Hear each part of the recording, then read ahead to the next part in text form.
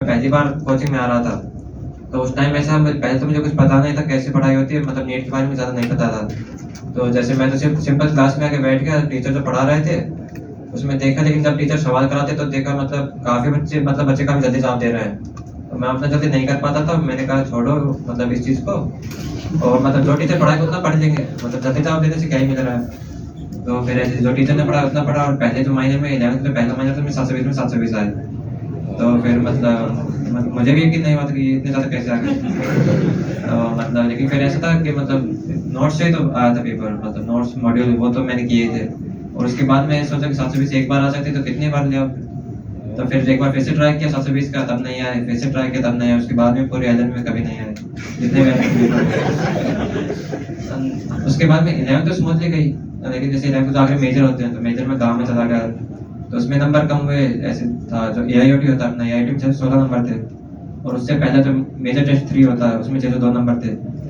लेकिन उससे भी मतलब गांव में था, ज़्यादा नहीं पढ़ रहा था, तो पता था नंबर कम ही आने, तो ठीक है, इतने भी कम नहीं, 600 से ऊपर तब तक ठीक है। और उसके बाद में ऐसा जब मैं 12th में आया, तो 12th में सोचा कि 11th में जो भी है जितना ही ठीक है, बाद में टाइम लगेगा तो पढ़ लेंगे, अभी 12th को अच्छे से करना है।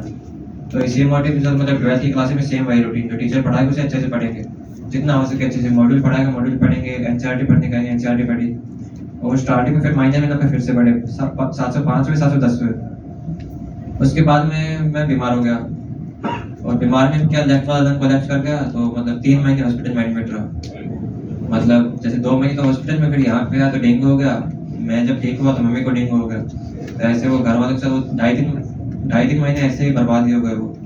उसके बाद में जैसे बैकलॉग भी काफ़ी ज़्यादा हो गया था, और मैं थोड़ा थोड़ा पैनिक भी करने लगा था, तब सोचा कैसे पैनिक करने से काम नहीं चलेगा, एक काम करते हैं जो टीचर पढ़ाए उतना ही पढ़ते हैं। जो अभी 2-3 महीने बाकी थे, जैसे मैं सितंबर, अक्टूबर, नवंबर, दिसंबर बाकी थे, तो मैंने कहा ये 3 महीनों का भी क्यों बर्बाद करें, जो इसमें पढ़ा है वो अच्छे से करते हैं, पीछे का टाइम मिलेगा तो कर लेंगे। तो फिर से वही रूटीन था, जो टीचर पढ़ाएगा उसे अच्छे से पढ़ो, मॉड्यूल पढ़ाएगा मॉड्यूल पढ़ो, NCERT पढ़ो। उसके बाद में जैसे यही फॉलो करता चला गया, और मतलब जो दिसंबर में फिर थोड़ा थोड़ा बैकलॉग पूरा किया, और जनवरी में जब मेजर्स हुए तो बैकलॉग पूरा नहीं हुआ, तो मेजर में कम नंबर आने थे, तो जैसे 580 आया, लगातार 3-4 बार 580 आए, तो उससे भी ज़्यादा परेशान नहीं हुआ। उसके बाद जैसे मैं पेपर देने गया, बोर्ड के पेपर देने गया, तो बोर्ड के पेपर होने के बाद जैसे यहाँ पे आया तो उस टाइम 40 दिन थे, 20 तारीख को यहाँ पे 12th बोर्ड में मैं दिल्ली से आ गया, हरियाणा के एक छोटे से गांव के रहने वाले, और हरियाणा चरखी दादरी से। तो जैसे फिर 40 दिन बाकी थे, तो 40 दिन में मैंने सोचा कि सबसे पहले तो नोट्स पूरे करते हैं। नोट्स से पूरे नहीं, मैं वीडियो लेक्चर देख लेता था, सवाल कराता था, फिर भूल जाता था सब कुछ। तो सबसे पहले नोट्स बनाए, नोट्स बनाने के बाद 3-4 दिन नोट्स बनाने में लगे। उसके बाद मैं सोचा कि मतलब बैकलॉग तो अभी काफ़ी तो कंप्लीट कर चुका था, लेकिन जो बाकी है उसको मतलब आराम आराम से पढ़ेंगे, और जो 40 चीज़ें धीरे धीरे कुछ ना कुछ करके हो जाएगा। और ऐसा था कि मतलब जो पढ़ेंगे लेकिन उसको अच्छे से अटेम्प्ट करेंगे, क्योंकि मेजर भी साथ में चल रहे थे। अगर मेजर में कम नंबर आते तब तो डिमोटिवेशन होता ही है। तो फिर मैंने सोचा कि मेजर में, लेकिन मान लो आज अगर 2 चैप्टर पढ़े तो 2 के सवाल मेजर में अटेम्प्ट कर दो, अगर वो सही हो गए तो बढ़िया है, मतलब उसमें गलत होने का कोई चांस ही नहीं होना चाहिए।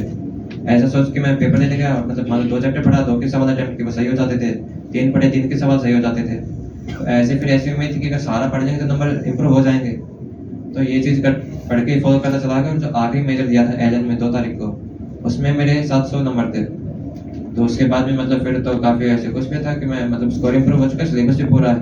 फिर टीचर से बात की, टीचर कहते कि आखिरी दिन पढ़ना नहीं होगा ज़्यादा, तो मैंने तो बिल्कुल ही छोड़ दिया था 3 तारीख को कि मतलब कोर्स तो पूरा हो चुका है, अब 2 दिन क्या ही करोगे पढ़ के।